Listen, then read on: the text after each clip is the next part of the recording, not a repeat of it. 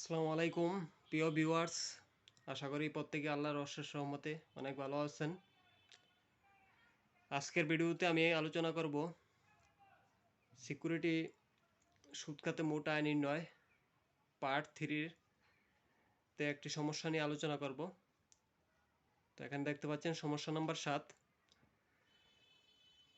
তো এখানে কি দেওয়া আছে আপনারা লক্ষ্য করুন আর ভিডিওটা সম্পূর্ণ দেখতে থাকুন, তাহলে অঙ্কটা বুঝতে পারবেন।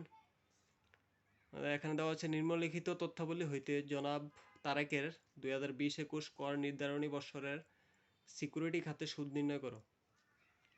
এটা 2020-21 কর নির্ধারণী বৎসরের কথা বলছে। তো 1 নম্বরে আছে 10% করমুক্ত সরকারি সিকিউরিটি মূল্য 18,000 টাকা।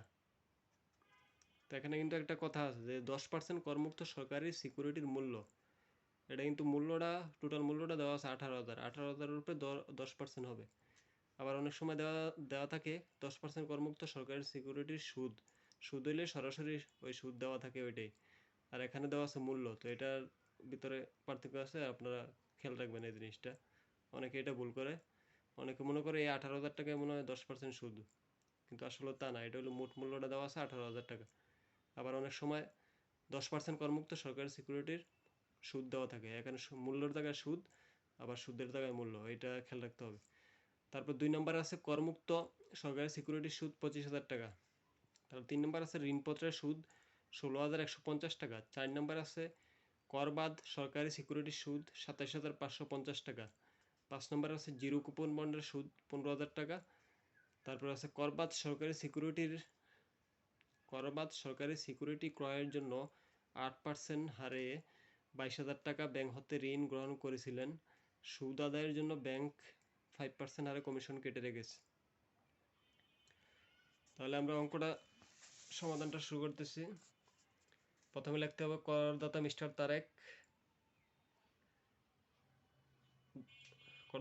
তারেক, তারপরে করবর্ষ 2020-21, আয় বর্ষ হবে, এটা তো ভুল করছে, এখানে হবে করবর্ষ, তো কর নির্ধারণী বছর তো দেওয়া আছে 2020-21, আর আয় বৎসর হবে এর পূর্ববর্তী বছর, এটা হবে 19-20, এটা একটু ভুল হয়েছে, এটা হবে আয় বর্ষ হবে 2019-20, আর কর বছর হবে 20-21। তো এটা একটু ভুল হয়েছে, এটা আমি কেটে দিলাম আর কি, আপনারা ঠিক করে নেবেন। তারপরে এখানে একটা ছক আঁকা হয়েছে, আর উপরে লিখতে হবে সিকিউরিটি সুদ খাতে মোট আয় নির্ণয়। তারপরে 3টা গড় করবেন, আয়ের খাত ও বিবরণ, তারপরে 2টা টাকার গড়। আর প্রথমে লিখতে হবে সিকিউরিটি সুদ খাতে আয় নির্ণয় দ্বারা হলো 22, এই দ্বারাটা মনে রাখবেন, আর এটা অবশ্যই লিখতে হবে।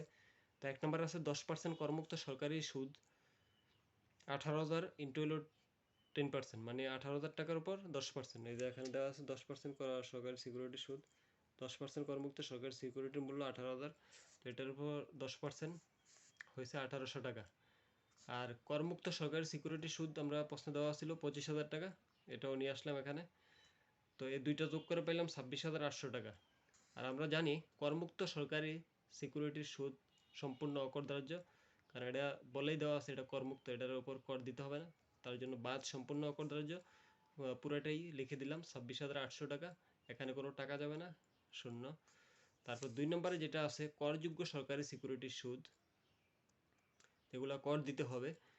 তো করযোগ্যের মধ্যে আছে করবাদ সরকারি সিকিউরিটির সুদ দেওয়া আছে প্রশ্নের ভিতরে, এই যে দেখতে পাচ্ছেন 27,550 টাকা করবাদ সরকারি সিকিউরিটির সুদ, এটা দেখতে পাচ্ছেন 27,550 টাকা দেওয়া আছে। তো এটার ভিতরে কিছু কাজ আছে, এটাতে উৎসে করকর্তন করা হয়ে থাকে 5%, করবাদ সরকারি সিকিউরিটি সুদের জন্য উৎসে করকর্তন হয়ে থাকে 5%। তো এই কারণে এটাকে মোটাঙ্কিত করতে হবে। তো 27,550-কে আমরা 95 দিয়ে ভাগ দিব, কারণ এখানে 95% টাকা আছে 27,500 টাকা, তো এই কারণে এটা 95 দিয়ে ভাগ দিব, আর 100% মানে 100 দিয়ে গুণ দিব, তাহলে পুরোটা টাকা পাবো, মানে মোটাঙ্কিত হবে। তাহলে 29,000 টাকা, মানে 29,000 টাকার থেকেই উৎসে 5% করকর্তন কইরা 95% টাকা হইলো 27,550 টাকা দিছিল। তো আমাদের এটা মোটাঙ্কিত করে দেখাতে হবে করযোগ্য আয়ের ক্ষেত্রে। তারপরে আছে বাদ কমিশন। প্রশ্নে দেওয়া ছিল যে সুদ আদায়ের জন্য ব্যাংকে 5% কমিশন কেটে রাখে। ব্যাংকের যে একটা কমিশন আছে, চার্জ আছে, ওইটা আবার আপনারা মনে করেন যে উৎসে করের আবার 5%, ওইটা না, এটা আলাদা ব্যাংক কমিশন 5% কাটছে, মানে 27,550 টাকার উপর 5%, 1378 টাকা। তারপর আছে ঋণকৃত মূলধনের সুদ, ওই যে 22,000 টাকা ঋণ করছিল, ওই ঋণের উপর 8% হারে সুদ দিতে হয়েছে। এটা হলো 8% হারের সুদ আসে 1760 টাকা। তাহলে টোটাল দুইটা যোগ করে হয়েছে 3138 টাকা। তাহলে 3138 টাকা আমরা এই যে এটা থেকে বাদ দিব, যেটা আয় আছে ওইটা থেকে বাদ দিব। তাহলে আয় আছিল 29,000 টাকা, ওইটা থেকে এটা বাদ দিব, তাহলে হলো 25,862 টাকা। তারপরে 3 নম্বর আছে জিরো কুপন বন্ডের সুদ, প্রশ্ন দেওয়া আছে 15,000 টাকা। আমরা জানি যে জিরো কুপন বন্ডের সুদ সম্পূর্ণ অকরদার্য, এই কারণে 15,000 পুরোটাই বাদ যাবে, তাহলে আর কিছুই থাকে না, কিছুই যাবে না। তারপর 4 নম্বর আছে ঋণপত্রের সুদ। এই যে এখানে প্রশ্ন দেওয়া আছে ঋণপত্রের সুদ 16,150 টাকা। তো এটাকেও মোটাঙ্কিত করতে হবে। এটা ধরে নেওয়া হয়েছে যে উৎসে 5% কর কর্তন করা হয় ঋণপত্রের সুদের উপর। তো এটার থেকে মোটাঙ্কিত করতে হবে। তো 16,150 ভাগ হবে 95 ইন্টু হবে 100, ওই উপরেরটার সিস্টেমেই একই সিস্টেম। তো মোটাঙ্কিত করলে হবে 17,000 টাকা। তারপর বাদ ব্যাংক কমিশন, ওই যে 5% সুদ আদায়ের জন্য কমিশন কাটছে, তো 16,150 টাকার উপর 5% কমিশন কাটছে 808 টাকা।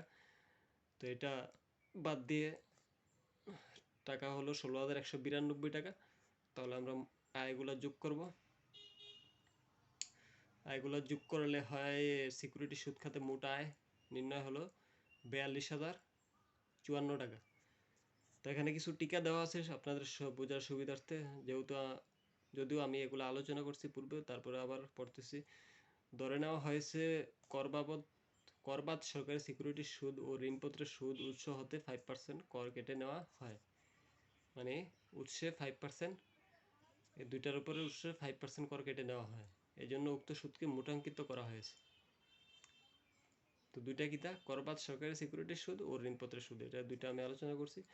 তারপর 2 নম্বর আছে করমুক্ত সরকারি সিকিউরিটির সুদ সম্পূর্ণরূপে অকরদার্য। এটা সরকারি আইন অনুযায়ী করমুক্ত সরকারি সিকিউরিটির সুদ সম্পূর্ণরূপে অকরদার্য।